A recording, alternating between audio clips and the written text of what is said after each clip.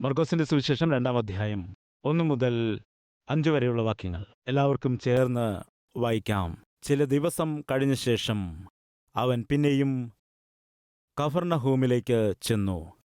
അവൻ വീട്ടിൽ ഉണ്ടെന്ന് ശ്രുതിയായി ഉടനെ വാതിൽക്കൽ പോലും ഇടമില്ലാതെ വണ്ണം പലരും വന്നുകൂടി. അവൻ അവരോട് തിരുവചനം പ്രസ്താവിച്ചു. അപ്പോൾ 4 ആൾ ഒരു പക്ഷപാതക്കാരനെ ചുമന്ന് അവൻ്റെ അടുക്കൽ കൊണ്ടുവന്നു. പുരുഷാരം നിമിത്തം അവനോട് സമീപിച്ച് കൂടായികയാൽ അവൻ ഇരുന്ന സ്ഥലത്തിൻ്റെ മേൽപ്പുര പൊളിച്ച് തുറന്നു പക്ഷപാതക്കാരനെ കിടക്കയോടെ ഇറക്കി വച്ചു. അവൻ ഇരുന്ന സ്ഥലത്തിൻ്റെ മേൽപ്പുര പൊളിച്ചുകൊണ്ട് പക്ഷപാതക്കാരനെ ഇറക്കി വെച്ചു. ദയവുചെയ്ത് ശ്രദ്ധിക്കുക. ജനമെല്ലാം യേശുവിൻ്റെ അടുക്കിലേക്ക് വന്ന് സന്ദേശം കേൾക്കുമ്പോൾ ഏതോ ഒരു മനുഷ്യനൊരു ആലോചന വരികയാണ്. എന്തെന്നറിയാമോ? യേശുക്രിസ്തു കഫർന്നഹൂമിലേക്ക് വന്നു.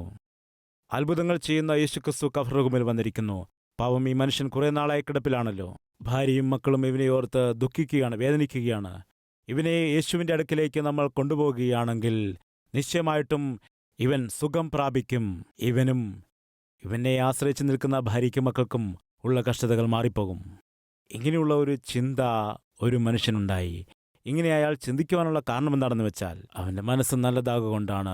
അന്ന് 4 പേർ ചേർന്നുകൊണ്ട് യേശു ഉണ്ടായിരുന്ന വീട്ടിലേക്ക് അവനെ കൊണ്ടുവന്നപ്പോൾ അത്ഭുതം നടക്കും എന്നുള്ള വിശ്വാസം ഒന്നാമനുണ്ടായിരുന്നു. എന്നാൽ ബാക്കിയുള്ള 3 പേർക്കും ഉണ്ടായിരിക്കേണ്ടതല്ലേ?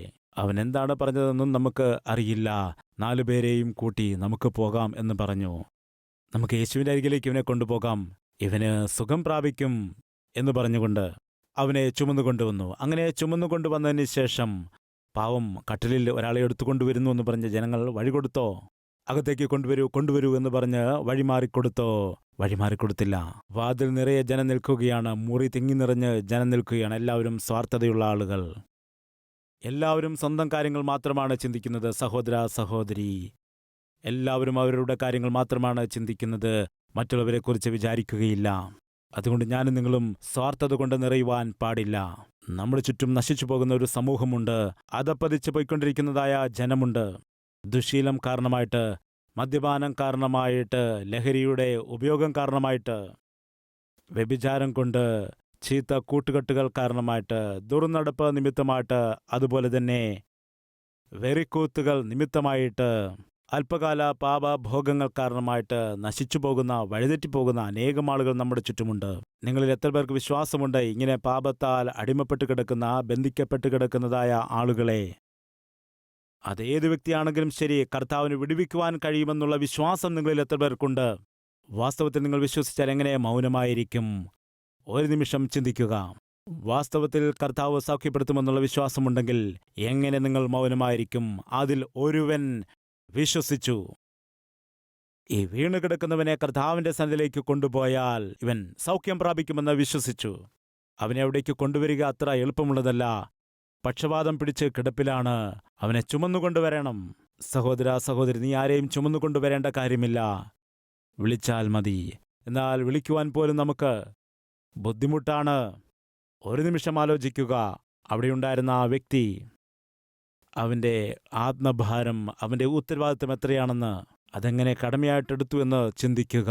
ഒരു വ്യക്തിയെ കൊണ്ടുവരണമെങ്കിൽ ഒരു 4 പേരെങ്കിലും ചുമക്കാൻ വേണം. അവൻ അത്രത്തോളം കഷ്ടപ്പെട്ടു. എങ്കിലും പലരെയും സമീപിച്ച് അപേക്ഷിച്ച് ഇയാളെ കൊണ്ടുവരാമെന്ന് പറയുകയാണ്. എങ്ങനെയെങ്കിലും ഇവനെ സഹായിക്കാമെന്ന് പറഞ്ഞുകൊണ്ട് 4 പേരെയും കൂട്ടി. പ്രിയ സഹോദര, സഹോദരി, നിങ്ങൾക്ക് വിശ്വാസമുണ്ടോ?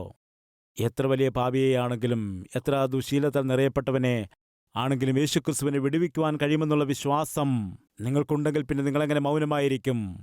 ഒരു നിമിഷം ചിന്തിക്കുക. അവൻ വിശ്വസിച്ചതുകൊണ്ടാണ് 3-4 പേരെ കൂട്ടിയിട്ട് കിടക്കയോടെ ആ മനുഷ്യനെ എടുത്തുകൊണ്ട് വന്നത്. ചുമന്നുകൊണ്ടുവന്ന ഉടനെ തന്നെ അകത്തേക്ക് പോകാനുള്ള അവസരം ലഭിച്ചുവോ? ലഭിച്ചില്ല. ചില സന്ദർഭങ്ങളിൽ നിങ്ങളുടെ ജീവിതത്തിൽ ദൈവസന്നിധിയിൽ നിന്ന് നിങ്ങൾ പ്രതീക്ഷിക്കുന്ന അനുഗ്രഹങ്ങൾ, നിങ്ങൾ ആഗ്രഹിക്കുന്നതായ സമയത്ത് ഉടനെ തന്നെ നിങ്ങൾക്ക് ലഭിച്ചെന്ന് വരികയില്ല. അനേക തടസ്സങ്ങൾ വന്നേക്കാം, ബുദ്ധിമുട്ടുകൾ കടന്നു വന്നേക്കാം. ദയവുചെയ്ത് ശ്രദ്ധിക്കുക. നശിച്ചു പോകുന്നവരെ കർത്താവിൻ്റെ സന്നിധിയിലേക്ക് നടത്തുക എന്നത് അത്ര എളുപ്പമുള്ളതല്ല. പലവിധമായ പ്രശ്നങ്ങളും തടസ്സങ്ങളുമൊക്കെ ഉണ്ടാകും. പ്രതികൂലങ്ങൾ വരും. തടസ്സപ്പെടുത്തുന്ന ആളുകളുണ്ടാകും. എതിർക്കുന്നതായ ആളുകളുണ്ടാകും. ഉപദ്രവിക്കുന്ന ആളുകൾ ഉണ്ടായേക്കാം. പലതരത്തിലുള്ള ആളുകൾ നമ്മുടെ ചുറ്റുമുണ്ടായിരിക്കാം. എന്നാൽ ആരാണോ ഇവൻ രക്ഷപ്പെടേണ്ടതിന് ഇവിടെ കൂട്ടിക്കൊണ്ടുവന്നത്, ആരാണോ ഇവനെ ചുമന്നുകൊണ്ട് വന്നത്, അവനൊരു തീരുമാനമെടുത്തിരുന്നു. എന്താണെന്നറിയാമോ? ഇവൻ സുഖം പ്രാപിക്കുന്നവരെ നമുക്ക് ശ്രമിക്കാം. പ്രിയ സഹോദര സഹോദരി, നിങ്ങളുടെ ഭർത്താവ് സുഖപ്പെടണം, നിങ്ങളുടെ ഭാര്യ രക്ഷിക്കപ്പെടണം, മക്കൾ രക്ഷിക്കപ്പെടണം. ഇങ്ങനെ നിങ്ങൾ ആഗ്രഹിച്ചുകൊണ്ട് പരിശ്രമിക്കുമ്പോൾ ആ പരിശ്രമം വിഫലമായാൽ നിങ്ങളത് വിട്ടുമാറരുത്. ഇവിടെ വരേക്കും കൊണ്ടുവന്ന്, എന്നാൽ യേശുവിൻ്റെ അടുക്കിലേക്ക് കൊണ്ടുപോകാനായിട്ട് ഒരു വഴിയുമില്ല. ഇനിയും എന്താണ് ചെയ്യേണ്ടത്? ഇവൻ്റെ വിധിയാണ്. ഇനി എന്താണ് ചെയ്യേണ്ടത്? ഇവൻ്റെ വിധിയാണ്. ഇനിയും സൗഖ്യം പ്രാപിക്കാൻ കഴിയില്ല. ഇങ്ങനെ പറഞ്ഞുകൊണ്ട് അവനെ തിരികെ കൊണ്ടുപോകുവാനിടയായോ? ഇല്ല. അതുപോലെ തന്നെ നിങ്ങളുടെ ഭാര്യയെ നിങ്ങൾ ക്ഷണിക്കുന്ന സമയത്ത്, നിങ്ങളുടെ ഭർത്താവിനെ ക്ഷണിക്കുന്ന സമയത്ത്, ബന്ധുവിനെ കൊണ്ടുപോകുന്ന സമയത്ത് അവർ എതിർക്കുകയാണെങ്കിൽ, നിങ്ങളെ അനുസരിക്കുന്നില്ല എങ്കിൽ നിങ്ങൾ വിട്ടുമാറരുത്. എന്തു ചെയ്യണം? അവർ രക്ഷിക്കപ്പെടുന്നത് വരെയും എത്ര തടസ്സങ്ങൾ വന്നാലും ബുദ്ധിമുട്ടുകൾ ഉണ്ടായാലും നിങ്ങളുടെ ശ്രമം നിങ്ങൾ ചെയ്തുകൊണ്ടേയിരിക്കണം. അന്ന് അവസാനം അവർ എന്തു ചെയ്തെന്നറിയാമോ? ജനമെല്ലാവരും തിങ്ങിക്കൂടി വഴിമാറാതിരുന്നപ്പോൾ അവസാനം ആ ആത്മഭാരമുള്ള വ്യക്തി, കടമ ചെയ്യാൻ തീരുമാനിച്ചവൻ എന്തു പറഞ്ഞെന്നറിയാമോ? നമുക്കൊരു കാര്യം ചെയ്യാം. എന്താണ് ചെയ്യേണ്ടത്? ഞങ്ങൾ വരില്ല എന്ന് പറഞ്ഞപ്പോൾ ഞങ്ങളെ നിർബന്ധിച്ചാണല്ലോ നീ ഇയാളെ ചുമക്കുവാനായിട്ട് കൂട്ടിക്കൊണ്ടു വന്നത്. വരൂ, നമുക്ക് തിരികെ പോകാം. എടാ, നീ ഒരു കാര്യം ചെയ്യുക. ഇനിയിപ്പോൾ എന്താണ് ചെയ്യേണ്ടത്? വീടിന്റെ പുറത്ത് കയറി മേൽപ്പുര പൊളിച്ചാലോ? നിനക്കെന്താണ്, ബോധമില്ലേ? വീടിന്റെ മുകളിൽ കയറിയിട്ട് മേൽപ്പുര പൊളിക്കാനോ? നിനക്കെന്താണ്, സുബോധമില്ലേ? എടാ, നമ്മൾ ഏതായാലും ഇവിടം വരെ കൊണ്ടുവന്നില്ലേ? ഇത്രയും നമ്മൾ കഷ്ടപ്പെട്ടില്ലേ? കുറച്ചുകൂടി നമ്മൾ പരിശ്രമിച്ചാൽ, ഇവൻ രക്ഷപ്പെട്ടാൽ ഇവന് കുടുംബം രക്ഷപ്പെടുമല്ലോ. ഞാൻ പറയുന്നത് ഒന്ന് കേൾക്ക്. അകത്തിരിക്കുന്ന ആ വ്യക്തി സാധാരണക്കാരൻ അല്ല. അവൻ സാധാരണക്കാരനല്ല. ഒരു നിമിഷം അവന്റെ മുൻപിലേക്കൊന്ന് ചെന്നാൽ മതി, അവന്റെ ദൃഷ്ടിയിൽ പെട്ടാൽ മതി. പ്രിയ സഹോദര സഹോദരി, ദൈവത്തിന്റെ ഭവനത്തിലുള്ളവൻ സാധാരണക്കാരൻ അല്ല. ഒരു പ്രാവശ്യം നിന്റെ ഭാര്യയെ, ഒരു പ്രാവശ്യം നിന്റെ ഭർത്താവിനെ, ഒരു പ്രാവശ്യം നിന്റെ ബന്ധുവിനെ, അല്ലെങ്കിൽ നശിച്ചുപോയിക്കൊണ്ടിരിക്കുന്നതായ, ദുർനടപ്പിൽ ജീവിക്കുന്നതായ, അല്ലെങ്കിൽ വഴിതെറ്റി ജീവിക്കുന്ന ഒരു വ്യക്തിയെ അവന്റെ ജീവിതത്തിൽ എന്തെങ്കിലുമൊക്കെ പരിശ്രമം നടത്തിക്കൊണ്ട്, എന്തെങ്കിലും ചെയ്തുകൊണ്ട് കർത്താവിൻ്റെ അടുക്കിലേക്ക്, കർത്താവിൻ്റെ ആലയത്തിലേക്ക് കൊണ്ടുവന്നാൽ അവൻ സൗഖ്യം പ്രാപിക്കില്ലേ? അതത്ര എളുപ്പമുള്ളതല്ല. എങ്കിലും നിന്റെ ശ്രമം നീ ചെയ്യേണ്ടതല്ലേ? അവൻ അപേക്ഷിച്ചു കാണും. എടാ, ഇവിടം വരെ ഏതായാലും നമ്മൾ കൊണ്ടുവന്നതല്ലേ? വീടിൻ്റെ മുകളിൽ കയറി മേൽപ്പുരയിളക്കി നമുക്ക് എങ്ങനെയെങ്കിലും യേശു ഇരിക്കുന്നതായ ആ വീട്ടിലേക്ക് നമുക്ക് അവനെ ഒന്ന് ഇറക്കി വച്ചാൽ മതി. പിന്നെ അവൻ ചെയ്യേണ്ട കാര്യം അവൻ ചെയ്തുകൊള്ളും. എൻ്റെ കർത്താവ് ചെയ്യേണ്ട കാര്യം എൻ്റെ കർത്താവ് ചെയ്യും. നീ ചെയ്യേണ്ട കാര്യം നീ ചെയ്യുക. അവൻ വീടിൻ്റെ മേൽപ്പുര പൊളിച്ചു. നിങ്ങളോട് ചോദിച്ചാൽ നിങ്ങൾക്കറിയാമോ എന്നറിയില്ല. നിങ്ങൾ ഗ്രാമത്തിലാണോ ജനിച്ചതെന്ന് എനിക്കറിയില്ല. എന്നാൽ എന്നെ സംബന്ധിച്ച് ഞാൻ ഗ്രാമത്തിൽ തന്നെയാണ് ജനിച്ചത്. ആ ഭാഗ്യം എനിക്കുണ്ട്. നമ്മുടെ ഗ്രാമത്തിൽ ഇങ്ങനെയുള്ള വീടുകളുണ്ട്. നമുക്കറിയാം, ഗ്രാമത്തിലുള്ള വീടുകളിൽ അതിൻ്റെ മേൽപ്പുരകളുടെ മേൽ ചില സമയത്ത് കുരങ്ങുകൾ വരാറുണ്ട്. കുരങ്ങുകൾ വന്നിട്ട് മേൽപ്പുരയൊക്കെ ഇളക്കിക്കളയാറുണ്ട്, ഓടൊക്കെ ഇളക്കി മാറ്റാറുണ്ട്. നമ്മളെന്ത് ചെയ്യും? പുറത്തു പോയിട്ട് ആ കുരങ്ങുകളെ ഓടിക്കും. കുരങ്ങ് ഒരു ഓടിളക്കിയാൽ പോലും നമ്മളതിന് അനുവദിച്ചു കൊടുക്കുകയില്ല. അങ്ങനെയുള്ളപ്പോൾ 4 പേർ വീടിൻ്റെ മുകളിൽ കയറി ആ വീടിൻ്റെ മേൽപ്പുര ഇളക്കുന്നതായ സമയത്ത് അവിടെയുള്ള യജമാനൻ വെറുതെ ഇരിക്കുമോ? എടാ, എന്താണിത് എന്ന് പറഞ്ഞുകൊണ്ട് വെളിയിൽ വരില്ലേ? വന്നിട്ട് ബഹളമുണ്ടാക്കുകയില്ലേ? യജമാനൻ എന്തു പറയും? ആരാണ് മുകളിൽ കയറിയത് എന്ന് പറഞ്ഞിട്ട് വേഗത്തിൽ വെളിയിലേക്ക് കടന്നു വരും. കടന്നു വന്നിട്ട്, എടാ, വീടിൻ്റെ മുകളിൽ എന്താണ് ചെയ്യുന്നത്? ഇയാളെ കൊണ്ടുവന്ന ആ പ്രധാന വ്യക്തി പറഞ്ഞിരിക്കാം, യജമാനനെ, പത്രോസേ, ഇയാൾ പക്ഷവാത രോഗിയാണ്. ഇയാളുടെ ഭാര്യയും മക്കളും പെരുവഴിയിലാകുന്ന അവസ്ഥയിലാണ്. എന്നാൽ നിങ്ങളുടെ വീട്ടിലുള്ള വ്യക്തി അവൻ സാധാരണ വ്യക്തിയല്ല. അതുകൊണ്ട് അകത്തേക്ക് വരുവാൻ ഒരു വഴിയുമില്ലാത്തതുകൊണ്ട് നിങ്ങളുടെ വീടിൻ്റെ മേൽപ്പുരയിളക്കി യേശുവിൻ്റെ അരികിലേക്ക് അവനെ കൊണ്ടുവരികയാണ്. പത്രോസ് അത് കേട്ടിട്ട്, അങ്ങനെയാണോ? ശരി, അങ്ങനെയെങ്കിൽ നടക്കട്ടെ. അകത്തിരിക്കുന്ന വ്യക്തി സാധാരണക്കാരൻ അല്ല, കാര്യങ്ങൾ നടക്കട്ടെ. യേശുക്രിസ്തു വചനം സംസാരിച്ചു കൊണ്ടിരിക്കുമ്പോൾ മുകളിൽ നിന്നും കട്ടിൽ ആരോഗ്യമായി ഇറങ്ങി വരികയാണ്. എല്ലാവരും എന്താണ് ചെയ്യുന്നത്? മുകളിലേക്ക് നോക്കുകയാണ്. എന്താണ് ഇതെവിടെ നിന്നാണ് ഈ കട്ടിൽ ഇറങ്ങി വരുന്നത്? ഇങ്ങനെ പറഞ്ഞ് എല്ലാവരും മുകളിലേക്ക് നോക്കുകയാണ്. അപ്പോൾ ആ കട്ടിൽ താഴേക്ക് ഇറങ്ങി വരികയാണ്. അത് താഴേക്ക് ഇറങ്ങി വന്നു. എല്ലാവരുടെയും ദൃഷ്ടികൾ അപ്പോൾ ആരുടെ മേലാണ്? ആ കട്ടിലിൽ ആരാണ് കിടക്കുന്നത്? ആരാണുള്ളത്? കുട്ടിയാണോ, പ്രായമുള്ള മനുഷ്യനാണോ, സ്ത്രീയാണോ, പുരുഷനാണോ, ആരാണുള്ളത് എന്ന് പറഞ്ഞുകൊണ്ട് എല്ലാവരും കട്ടിലിൽ കിടക്കുന്ന ആ മനുഷ്യനെയാണ് നോക്കുന്നത്. എന്നാൽ ഒരാൾ മാത്രം അതിറക്കുന്ന വ്യക്തിയെ നോക്കുന്നു. അതാരാണെന്നറിയാമോ? കർത്താവായ യേശു ക്രിസ്തു. എല്ലാവരും ഇറങ്ങി വരുന്ന ആ മനുഷ്യനെ നോക്കുമ്പോൾ യേശു ക്രിസ്തു മാത്രം ആ വ്യക്തിയെ ഇറക്കുന്ന മനുഷ്യരെയാണ് നോക്കുന്നത്.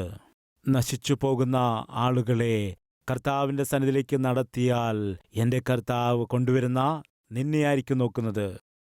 മറ്റുള്ളവർ രക്ഷിക്കപ്പെടണമെന്ന് വിചാരിച്ച് അവരെക്കുറിച്ച് നീ ആലോചിക്കുമ്പോൾ, അവരെക്കുറിച്ചൊരു ആത്മഭാരമുണ്ടാകുമ്പോൾ, അവരെക്കുറിച്ചൊരു ഉത്തരവാദിത്തമുണ്ടാകുമ്പോൾ, അവരെ ദൈവസന്നിധിയിലേക്ക് നടത്തണമെന്ന ആഗ്രഹമുണ്ടായിരിക്കുമ്പോൾ സ്വർഗത്തിൽ നിന്നും ദൈവം നിന്നെ നോക്കും. എന്താണ് എഴുതിയിരിക്കുന്നത്? അവരുടെ വിശ്വാസം കണ്ടുകൊണ്ട് യേശു എന്താണ് ചെയ്തത്? രക്ഷിക്കും. വിശ്വസിച്ചവർ എന്തു ചെയ്തു? മൗനമായി ഇരുന്നില്ല. എങ്കിൽ നീ എന്തു ചെയ്യുന്നു? നീ ഒറ്റയ്ക്ക് വരുന്നു, ഒറ്റയ്ക്ക് പോകുന്നു. നീ ഒറ്റയ്ക്ക് വന്ന് ഒറ്റയ്ക്ക് പോകുന്ന വ്യക്തിയാണെങ്കിൽ അത് സ്വാർത്ഥത നിറഞ്ഞതായ ജീവിതമാണ്. നിന്നെ രക്ഷിച്ച ദൈവം അനേകം ആളുകളെ രക്ഷിക്കുമെന്ന് പറഞ്ഞുകൊണ്ട് നിന്റെ കടമ നീ നിർവഹിക്കുന്നുണ്ടോ? ഒരു നിമിഷം ചിന്തിക്കുക. കട്ടിലിൽ കിടക്കുന്ന ഒരു വ്യക്തിയെ കൊണ്ടുവരിക എന്നത് അത്ര എളുപ്പമുള്ള കാര്യമാണോ? 4 പേരോട് അവരെ പറഞ്ഞ് വിശ്വസിപ്പിച്ച് അവരെ കൊണ്ട് സമ്മതിപ്പിച്ച് കൊണ്ടുവരിക അത്ര എളുപ്പമുള്ള കാര്യമാണോ? കൊണ്ടുവന്നതിന് ശേഷം എടാ എടുത്തുകൊണ്ടുവരാൻ പറഞ്ഞു, ഇവിടെ കൊണ്ടുവന്നു. ഇപ്പോൾ നോക്കുമ്പോൾ ഒരു വഴിയുമില്ല. അനാവശ്യമായിട്ട് ഞങ്ങളെ എന്തിനാണ് ഇങ്ങനെ ബുദ്ധിമുട്ടിക്കുന്നത്? വരൂ, തിരികെ വീട്ടിലേക്ക് കൊണ്ടുപോകാം. ഇതാ നീ എന്തെങ്കിലും ചെയ്യുക, ഞങ്ങളിതാ തിരിച്ചു പോവുകയാണ്, ഇവിടെ നിൽക്കില്ല എന്ന് പറഞ്ഞിട്ട് അവർക്ക് പോകാൻ കഴിയില്ലായിരുന്നോ? അവർ പോയില്ല. അവരോട് പറഞ്ഞു കാണും, എടാ ഇവിടം വരെ നമ്മൾ കൊണ്ടുവന്നതല്ലേ, എന്തെങ്കിലുമൊക്കെ ചെയ്ത് അവനെ നമുക്ക് അകത്തേക്ക് കൊണ്ടുപോകാം. അപ്പോൾ കർത്താവ് അത്ഭുതം ചെയ്യും. എടാ ഒരു വഴിയും കാണുന്നില്ലല്ലോ. വീടിൻ്റെ മുകളിൽ കയറി ഓടുകൾ ഇളക്കി അവനെ അകത്തേക്കിറക്കാം. വാസ്തവത്തിൽ ഒരുപാട് അവർ കഷ്ടപ്പെട്ടു. ഒരു മനുഷ്യനെ രക്ഷിക്കുവാനായിട്ട് അവർ ചെയ്യുവാൻ കഴിയുന്നതെല്ലാം ചെയ്തു. പ്രിയ സഹോദര സഹോദരി, മറ്റുള്ളവരുടെ കാര്യം അവിടെ നിൽക്കട്ടെ. നിങ്ങളുടെ ഭാര്യ രക്ഷിക്കപ്പെടുവാൻ, നിങ്ങളുടെ മക്കൾ, നിന്റെ ഭർത്താവ് രക്ഷിക്കപ്പെടുവാൻ, നിന്റെ ബന്ധുക്കൾ രക്ഷിക്കപ്പെടുവാൻ നിനക്ക് ചെയ്യുവാൻ കഴിയുന്നതൊക്കെ ചെയ്യുന്നുണ്ടോ? ഒരു നിമിഷം ചിന്തിക്കുക. ആ രോഗിയെ വീടിൻ്റെ മുകളിൽ നിന്നും താഴേക്കിറക്കിയതായ സമയത്ത് യേശു അവരെ നോക്കി കണ്ടിട്ട് അവരുടെ വിശ്വാസം കണ്ടുകൊണ്ട് 2 കാര്യങ്ങൾ പറഞ്ഞു. എന്താണത്? നമുക്ക് നോക്കാം. മർക്കോസിന്റെ സുവിശേഷം 5-ാം അധ്യായം. യേശു അവരുടെ വിശ്വാസം കണ്ടിട്ട് പക്ഷവാതക്കാരനോട്, മകനേ, നിന്റെ പാപങ്ങൾ മോചിച്ച് തന്നിരിക്കുന്നു. എന്താണ് പറഞ്ഞത്? നിന്റെ പാപങ്ങൾ മോചിച്ച് തന്നിരിക്കുന്നു. അവന് വേണ്ടത് പാപക്ഷമയാണോ അതോ അവന് വേണ്ടത് സൗഖ്യമാണോ? പറയുക. എന്താണ്? വാസ്തവത്തിൽ അവന് വേണ്ടത് സൗഖ്യമാണ്. എന്നാൽ യേശു അവൻ എന്ത് കൊടുക്കാനാണ് ആദ്യം ആഗ്രഹിച്ചത്? പാപക്ഷമ. മനസ്സിലാകുന്നുണ്ടോ? യേശു ആഗ്രഹിക്കുന്നത് നിന്റെ ആത്മാവിൻ്റെ രക്ഷയാണ്. യേശു ലോകത്തിലേക്ക് വന്നത് തന്നെ ആത്മാക്കളെ രക്ഷിക്കേണ്ടതിനു വേണ്ടിയാണ്. തന്റെ മുൻപിലേക്കൊരു പക്ഷവാതക്കാരനെ ഇറക്കി വെച്ചപ്പോൾ യേശു ആദ്യം പറഞ്ഞത് എന്താണെന്നറിയാമോ? അവനെ നോക്കി പറഞ്ഞു, നിന്റെ പാപങ്ങൾ ക്ഷമിച്ചിരിക്കുന്നു. ഇന്ന് നിങ്ങളിൽ എത്ര പേർ വിശ്വസിക്കുന്നു, എൻ്റെ കർത്താവ് എൻ്റെ പാപങ്ങളെ ക്ഷമിച്ചിരിക്കുന്നു? വിശ്വസിക്കുന്നവർ എത്ര പേരുണ്ട്? ഈ സന്ദേശം കേട്ടുകൊണ്ടിരിക്കുന്നതായ ആളുകൾ, നിങ്ങൾക്ക് പറയാനായിട്ട് കഴിയുമോ? എൻ്റെ പാപങ്ങളെ യേശു ക്ഷമിച്ചിരിക്കുന്നു. നിങ്ങളിങ്ങനെ വിശ്വസിക്കുന്നുവോ? യേശു എൻ്റെ പാപങ്ങൾ ക്ഷമിച്ചിരിക്കുന്നത് കൊണ്ടാണ് പുതിയ ജീവിതം എനിക്ക് ലഭിച്ചിരിക്കുന്നത്, പുതിയ ഹൃദയം ലഭിച്ചിരിക്കുന്നത്, വിശുദ്ധമായ ജീവിതം ലഭിച്ചിരിക്കുന്നത്. പാപം നിറഞ്ഞ ശീലങ്ങൾ മാറിയിരിക്കുന്നു, എൻ്റെ പഴയ ജീവിതം മാറിയിരിക്കുന്നു എന്ന് നിനക്ക് പറയാൻ കഴിയില്ല എങ്കിൽ കേൾക്കുക. നീ ശാരീരികമായ സൗഖ്യങ്ങൾക്ക് വേണ്ടി മാത്രമാണ് ആഗ്രഹിക്കുന്നത്, ആത്മരക്ഷയ്ക്കു വേണ്ടി നീ ആഗ്രഹിക്കുന്നില്ല എങ്കിൽ കേൾക്കുക. നേരെ നരകത്തിലേക്ക് പോകുകയുള്ളൂ. ശ്രദ്ധിക്കുക. അന്ന് തൻ്റെ അരികിൽ വന്നതായ വ്യക്തിയെ കണ്ടിട്ട് രോഗിയായിരിക്കുന്ന ഒരു വ്യക്തിക്ക് ആദ്യം എന്താണ് ആവശ്യം? സൗഖ്യമാണ് വേണ്ടത്. എന്നാൽ സൗഖ്യമല്ല യേശു ക്രിസ്തു ആദ്യം അവന് കൊടുത്തത്. എന്താണ് പറഞ്ഞത്? അവൻ പറഞ്ഞു, നിന്റെ പാപങ്ങൾ ക്ഷമിച്ചിരിക്കുന്നു. ഈ ദിവസം കർത്താവ് നിന്നെ നോക്കിക്കൊണ്ട്, സഹോദര കേൾക്കുന്നുണ്ടോ? സഹോദരി, പ്രിയ മകനെ കേൾക്കുന്നുണ്ടോ? ഈ ദിവസം കർത്താവ് നിന്റെ വിശ്വാസം കണ്ടുകൊണ്ട് പറയണം, നിന്റെ പാപങ്ങൾ ക്ഷമിച്ചു തന്നിരിക്കുന്നു എന്ന്. ഇങ്ങനെ കർത്താവ് പറഞ്ഞെന്നിരിക്കട്ടെ. ഈ ഹൃദയം ക്ലീൻ ആവുകയാണെങ്കിൽ എന്താണ് പറയുക? ഈ ശരീരവും ശുദ്ധിയാകും. ആദ്യം എവിടമാണ് ശുദ്ധമാകേണ്ടത്? ഹൃദയം, അതിൻ്റെ ശേഷം ഈ ശരീരം. എന്നാൽ നമ്മെ സംബന്ധിച്ച് എന്താണ്? ഈ ഹൃദയത്തിൻ്റെ കാര്യം വിട്ടേക്കു കർത്താവേ, അതങ്ങനത്തെയാണ്, ദയവിച്ചത് മറന്നേക്കുക. ശരീരം മാത്രം. ഈ കൈ ഉയരുന്നില്ല, ഉയർത്തണം. ഈ കഴുത്ത് തിരിയുന്നില്ല, തിരിക്കുക. ഇതെല്ലാം നമുക്ക് ആവശ്യം. ആദ്യം നമ്മുടെ ഹൃദയം നന്നാകണം. അന്ന് യേശുക്രിസ്തു എന്താണ് പറഞ്ഞത്? അവനെ നോക്കിയിട്ട്, മകനേ, എത്ര നല്ല വാക്കുകളാണ്. വീണ് കിടക്കുന്നവനെ നോക്കിക്കൊണ്ട് മകനേ. അതിൻ്റെ അർത്ഥം എന്താണ്? നീ ആരാണെങ്കിലും ശരി, നിന്റെ സ്ഥിതി എന്താണെങ്കിലും ശരി, എത്ര വലിയ പാപസ്ഥിതിയിലാണെങ്കിലും ശരി, യേശു എന്താണ് പറയുന്നത്? നീ ആരാണെന്നറിയാമോ? നീ എൻ്റെ മകനാണ്. നീ ആരാണെന്നറിയാമോ? എൻ്റെ മകളാണ്. നീ വീണ് കിടക്കേണ്ടതായ കാര്യം ഇല്ല. നിന്റെ പാപങ്ങൾ ഞാനിന്ന് ക്ഷമിക്കുകയാണ്. ആദ്യം അവൻ്റെ പാപങ്ങളെ ക്ഷമിച്ചു. പാപങ്ങളെ ക്ഷമിച്ചതിൻ്റെ ശേഷം അവനോട് എന്താണ് പറയുന്നത്? 11-ാം വാക്യം, എഴുന്നേറ്റ് കിടക്ക എടുത്ത് വീട്ടിലേക്ക് പോവുക. വീട്ടിലേക്ക് പോക. ആദ്യം അവൻ്റെ പാപങ്ങൾ ക്ഷമിച്ചു, പിന്നെ അവന് സൗഖ്യം കൊടുത്തു. മൂന്നാമത് എന്താണ് പറയുന്നത്? നീ സൗഖ്യം പ്രാപിച്ചല്ലോ, പാപങ്ങൾ ക്ഷമിച്ചല്ലോ. ആദ്യം നിന്റെ പാപങ്ങൾ ക്ഷമിക്കപ്പെട്ടുവല്ലോ, പിന്നെ ശരീരത്തിന് സൗഖ്യം ലഭിച്ചുവല്ലോ. ഇനിയും ബാർ ആൻഡ് റെസ്റ്റോറൻറ്റിൽ പോകരുത്, പാപം നിറഞ്ഞ ഇടങ്ങളിലേക്ക് പോകരുത്. നേരെ നിന്റെ വീട്ടിലേക്ക് ചെന്നിട്ട് നിന്റെ കുടുംബത്തിലെ കാര്യങ്ങൾ നോക്കുക, നിന്റെ മക്കളുടെ കാര്യങ്ങൾ നോക്കുക. അവരെയും എൻ്റെ ആലയത്തിലേക്ക് കൊണ്ടുവരിക. രക്ഷിക്കപ്പെട്ട നീ സഹോദര കേൾക്കുന്നുണ്ടോ? സഹോദരി കേൾക്കുന്നുണ്ടോ? ഇന്ന് നമ്മുടെ മധ്യയിൽ രക്ഷിക്കപ്പെട്ട ആളുകൾ എത്ര പേരുണ്ട്? അവർ മനസ്സിലാക്കുക. അവർ അതിനുശേഷം എവിടേക്കാണ് പോകേണ്ടത്? പറയുക. വീട്ടിൽ ചെന്ന് എന്തു ചെയ്യണം? നിന്നെ രക്ഷിച്ചവനായ, സൗഖ്യപ്പെടുത്തിയത് യേശു എത്ര സൗഖ്യപ്പെടുത്തിയോ അത് നിന്റെ ഭാര്യയെ കാണിച്ചു കൊടുക്കുക, ഭർത്താവിനെ കാണിച്ചു കൊടുക്കുക, നിന്റെ മക്കളെ കാണിച്ചു കൊടുക്കുക. നിന്റെ ഭവനത്തെ തന്നെ ദൈവത്തിൻ്റെ ആലയമാക്കി മാറ്റുക. ഇതാണ് ദൈവം ആഗ്രഹിക്കുന്നത്. അതിനുള്ള കൃപ എനിക്ക് വേണം. എൻ്റെ വീട് ദൈവത്തിൻ്റെ ആലയമാക്കി മാറ്റണം. ആഗ്രഹിക്കുന്നവരുണ്ടെങ്കിൽ എന്നോടൊപ്പം ചേർന്ന് പ്രാർത്ഥിക്കാമോ?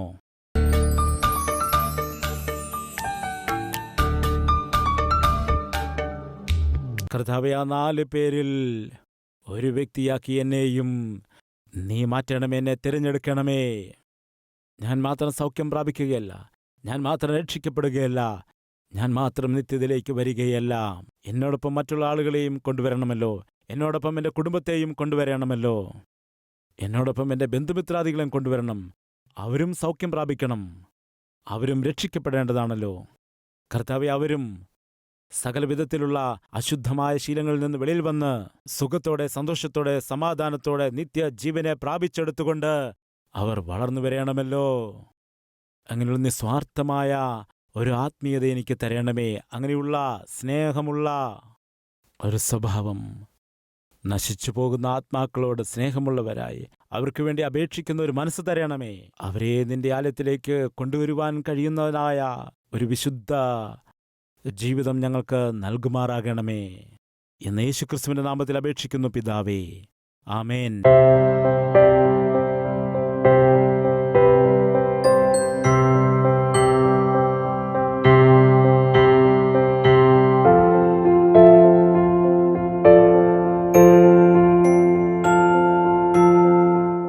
Address Calvary, Post Box number 30, Kukatpalli, Hyderabad 72.